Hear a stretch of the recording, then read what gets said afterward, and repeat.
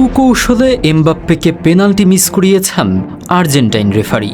Penalty নেওয়ার আগে এমবাপ্পেকে টানা ৩ মিনিট দ্বিধায় রেখেছেন আর্জেন্টাইন রেফারি ফাকুন্দো তেলো। একবার বলেছেন এটা পেনাল্টি হবে, আবার পরক্ষণেই বলেছেন হবে না। এই দ্বিধা নিয়েই শেষ পর্যন্ত পেনাল্টিতে শুট করেন এমবাপ্পে, সেটা মিসও করে বসেন।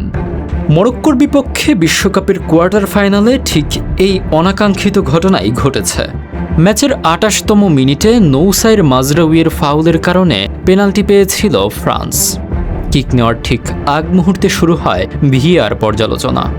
৩ মিনিটের বেশি সময় ধরে চলা এই দীর্ঘ অপেক্ষায় কাল হয় ফরাসি অধিনায়কের জন্য।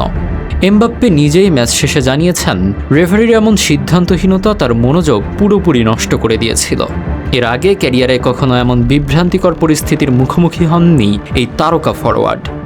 অন্যদিকে আইটিভি ধারাভাষ্যকার অ্যালি ম্যাককোয়েস্ট দীর্ঘ ভিআর পর্যালোচনার কড়া সমালোচনা করলেও দুর্বল শটের জন্য এমবাপ্পেকেই দায়ী করেছেন।